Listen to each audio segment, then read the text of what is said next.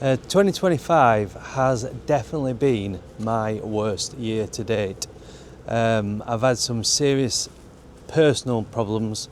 Sadly, both my parents very poorly, which has taken a lot of energy and time. Definitely, and I think it does deflect your focus away from what you need to be focused on.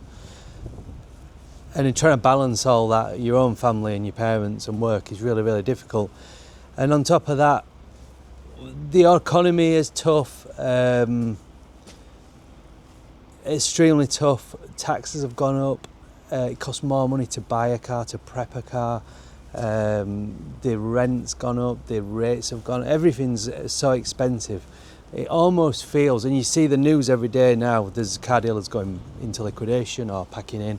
Every day of the week, or the car dealers are sort of radically changing what they do to try and accommodate. And I think where we're struggling is that our costs have gone up even since 2020. I think if you look at things like running costs of a business, whether it be payroll or marketing or prepping cars is a huge one. The parts have gone up so much, but all those costs have increased.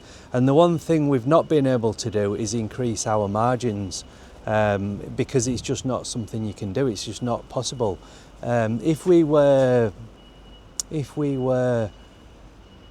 let's say we were hairdressers and the rent goes up at the shop, we can put the price up. We say, look, we're having to put the cost of a haircut up by £2, and we could do that. And I think customers understand, but you can't do that with cars. It's a competitive landscape, so we're not able. A simple thing would just be to put the price of the cars up. We just can't do that.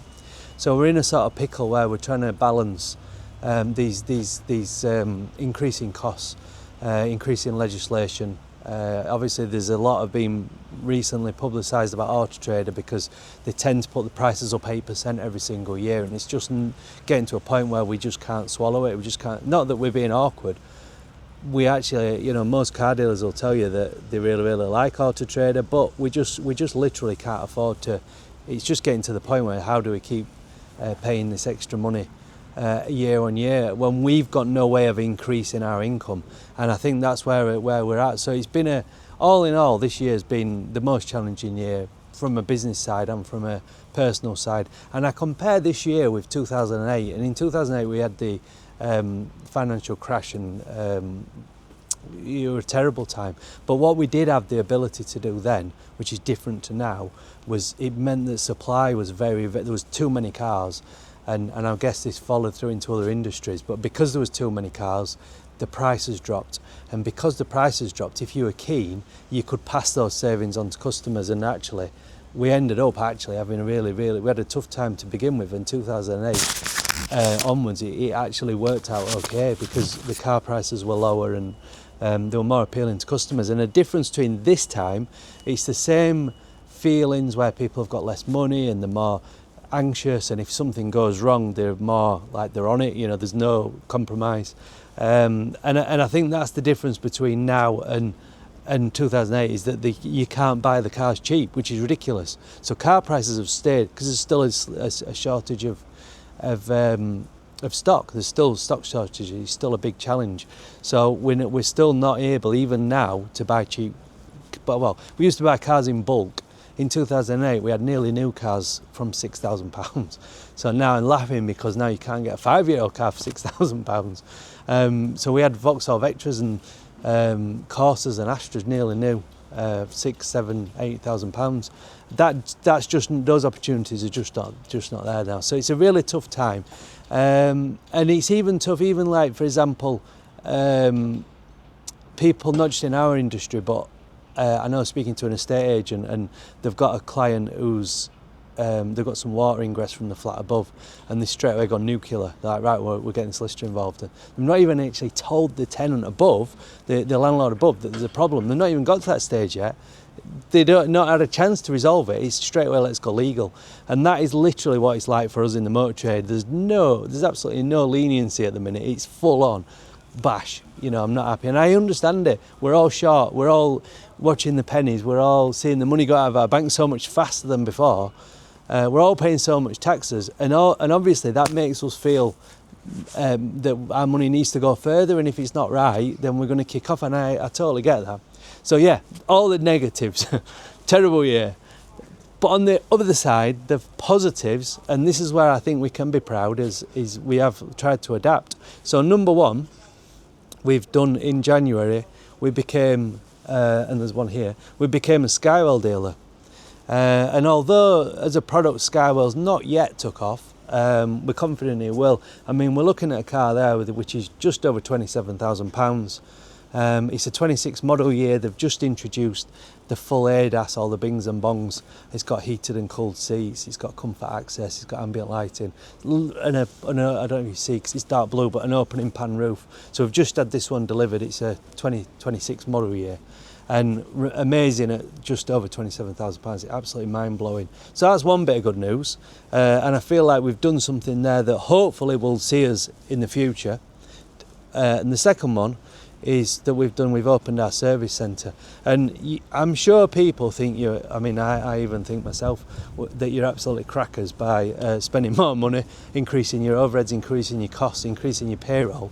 Mental. What on earth are you doing?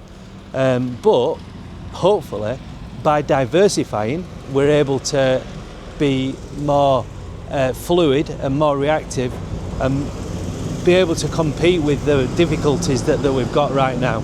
That's what we're hoping. So instead of just purely relying on used cars, we've now got new cars, so great, we've got another string to our bow. And we've also now got servicing and repairs, so that's yet another string to our bow. So for example, car sales is generally slow this time of the year, but we're busy in our service centre. So what we've tried to do is make the best of a bad situation. That's what we've tried to do. So hopefully 2026 is, I feel confident that there's a lot of positives about 2025, even though I've told you all the negatives. But from a positive, I feel like now we might have something that will help us grow. We've got that's our photo area and our valet area, and the rest is our workshop. We've currently got 4 ramps. We're putting another ramp right there where that Range Rover is, and we've got 3 technicians. Eric is a trainee technician just over there, and what we aim to do is get up to 4 quite quickly, and then the 5th technician, when we're ready, we want to put on a mobile basis so that they can literally go round to customers or mainly businesses, I guess, and fleets, and get out there and make it even more convenient for our customers. So we're going for it. We're really going for it. We're not sitting back and thinking, oh gosh, everything's doom and gloom. Even though it is, we're going for it. We're trying to make the best of a bad situation, and I feel quite proud. I think we've got a fantastic team.